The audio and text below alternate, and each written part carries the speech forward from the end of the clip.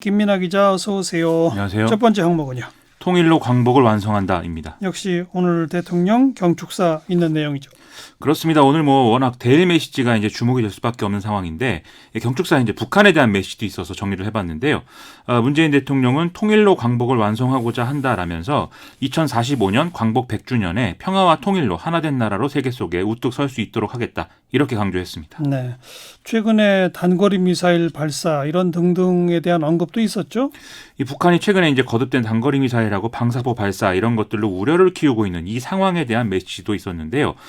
문재인 대통령은 최근에 북한의 몇 차례 우려스러운 행동에도 대화 분위기가 흔들리지 않는 것은 정부가 추진해온 한반도 프로세스의 큰 성과다라면서 3차 북미 정상회담을 위한 북미 간 실무 협상이 중대한 고비가 될 것이다. 이렇게 얘기를 했습니다.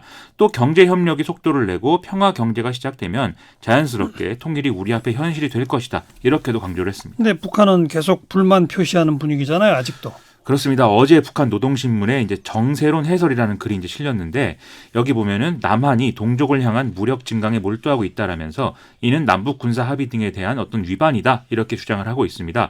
구체적으로는 우리 군의 10여 대 가량의 이제 F-35A 도입, 그리고 정찰 위성과 고고도 무인 정찰기 글로벌 호크 구입, 그다음에 공중급유기 도입 이런 것들을 이제 문제로 지적하고 있는데요. 또 외세와의 합동 군사 연습을 중지하고 외부로부터의 전략 자산 반입 등의 도발 행위를 하지 말아야 한다. 이런 이제 내용도 나와 있습니다. 예. 이 우리 군의 군비 증강과 관련해서는 어제 공개된 국방 중기 계획을 통해서도 여러모로 공개가 된 바가 있습니다. 국방 중기 계획? 그렇습니다. 그건 뭐죠? 이건 이제 앞으로 이제 상당 기간 어떤 범에서 이제 국방력을 강화하겠다 이런 내용이 들어있는 장기 계획인 것인데요. 예. 내년부터 수직 이착륙이 가능한 스텔스 전투기 F-35B를 탑재할 수 있는 다목적 대형 수송함 설계에 착수한다. 이 내용이 이제 가장 뜨거운 관심을 받았습니다. 예. 이것은 사실상 경항공모함으로 분류할 수 있는 그런 정도 수준에 이르는 이제 수송함이다. 이렇게 평가가 나오고 있고요.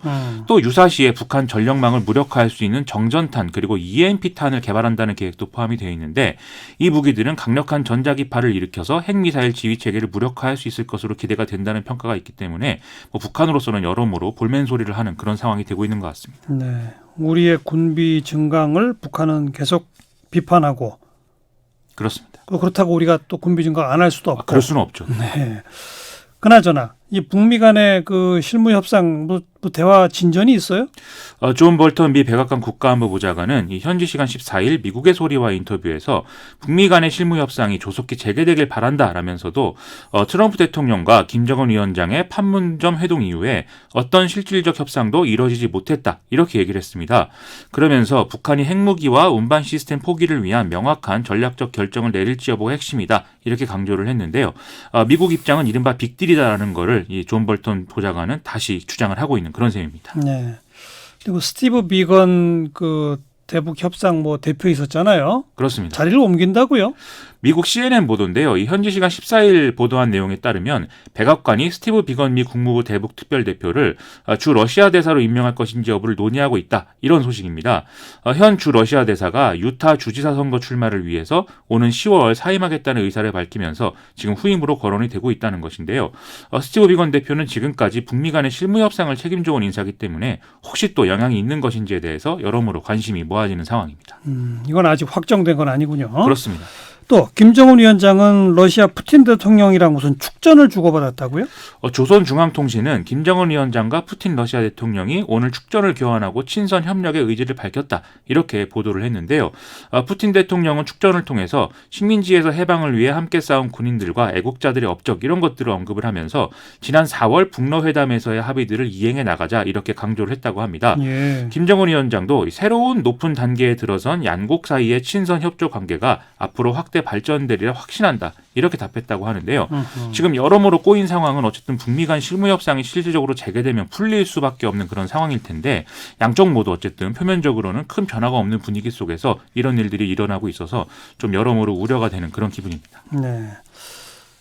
갑자기 생각해 보니까 우리는 광복절이 아주 큰 경축일이잖아요. 그렇습니다. 근데 북한은 광복절은 이게 분단된 것 때문인지 그냥 대충 지나가는군요. 좀 반리 메시지 이런 거를 그렇죠. 반일 메시지 이런 거를 내기는 했는데 우리처럼 크게 이렇게 기념하는 분위기는 아닌 것 같습니다. 자, 시사회계 두 번째 항목은요. 미중 번개입니다. 무슨 번개요? 이 홍콩 상황이 그야말로 일촉즉발인데 중국 인민해방군이 홍콩 인근에 집결했고 투입은 뭐 시간 문제다 이런 얘기가 쭉 나오지 않았습니까? 그래서 며칠 전부터 그랬죠? 그렇습니다. 이런 가운데 도널드 트럼프 대통령을 비롯한 미국의 주요 어떤 그 기관이나 인사들이 좀 나서는 이런 듯한 분위기가 만들어지고 있는데요. 예. 이런 해법 중에 트럼프 대통령과 시진핑 중국 국가주석 간의 어떤 깜짝 만남 이런 것까지 이제 얘기가 나오고 있다고 합니다. 깜짝 만남? 그렇습니다. 어디서 나온 얘기예요? 이 트럼프 대통령은 어제만 해도 이 홍콩 상황을 좀 강 건너 불 보듯 하는 듯한 이런 내용의 트윗을 올려서 빈축을 좀 샀는데요. 현지 시간 14일에 새로운 메시지를 올려서 좀 다른 이 태도를 취했습니다. 이 내용은 중국은 무역협상 타결을 원하지만 먼저 홍콩을 인도적으로 다루도록 하자라면서 시진핑 주석이라면 아마 의지를 갖고 그렇게 할 수 있을 것이다. 이렇게 한 건데요. 그러면서 마지막에 이 퍼스널 미팅이라는 이 대목을 덧붙였습니다. 이게 이제 우리가 개인적으로 만날 수도 있지 않느냐 이런 뜻으로 지금 해석이 되고 있는 것이죠. 뭐 김정은 위원장 판문점에서 깜짝 만난 그게 떠오르네요, 갑자기. 그렇죠. 그래서 여러 언론들도 그 사례를 이제 같이 언급하고 있는데요. 이 북한의 경우에는 트럼프 대통령의 제안을 즉각 수용을 해서 갑작스러운 판문점 회동이 막 이루어지고 그랬는데 중국도 그럴 수 있을 것이냐 이것은 좀 미지수라고들 보는 것 같습니다. 네. 이 중국 정부는 어쨌든 홍콩 문제를 국내 사안으로 보고 있기 때문에 미국의 이런저런 태도들에 대해서 이제 내정 간섭이다 이런 얘기를 또 하고 있는 상황이기도 하고요.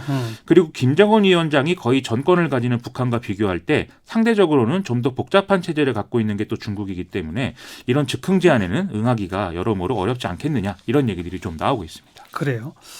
그건 그렇고 중국 쪽 핵심 인사가 지금 미국을 방문 중이라면서요? 양제츠 중국 공산당 외교 담당 정치국원이 어제 마이크 폼페이오 미 국무장관과 전격 회동을 했는데요. 예. 언론은 두 사람의 어떤 논의 내용 중에 무역 협상 외에도 홍콩 문제가 좀 포함돼 있었을 것으로 보고 있습니다. 예. 일각에서는 중국 정부의 어떤 강경 진압 결심을 미국에다가 통보한 거 아니냐 이런 해석도 내놓을 정도였습니다. 근데 미국은 그래서는 안 된다는 거죠? 그렇습니다. 존 볼턴 백악관 국가안보 보좌관은 앞서 소개해드린 인터뷰에서 중국이 홍콩에서 제2의 천안문 사태를 일으킨다면 그건 큰 실수가 될 것이다. 이렇게 경고를 했습니다. 미국인들은 1989년 천안문 광장의 탱크 대열을 막아선 남성과 자유의 여신상, 자유와 민주주의를 요구하던 중국인의 목소리를 기억한다. 이렇게 강조했고 미 의회의 분위기가 매우 엄중하기 때문에 중국 정부가 실수를 한다면 의회는 거의 폭발할 수가 있다. 이렇게도 경고를 했는데요. 여기다가 미 국무부도 중국과 홍콩 시위대 양쪽에 폭력을 자제하고 평화적 해결을 모색하라 이런 성명을 내면서 상대적으로 홍콩 시위대 입장을 지지한다는 쪽에 좀 무게를 실은 이런 이제 태도를 취하고 있는 상황입니다. 네. 아무튼 홍콩 지금 뒤숭숭하긴 합니다만 유혈 진압 이건 안 됩니다. 그렇습니다. 미국이 이렇게 했기 때문에 좀 태도가 변하지 않겠느냐 이런 얘기도 나오고 있습니다. 자, 수고하셨어요. 고맙습니다. 김민아 기자였습니다.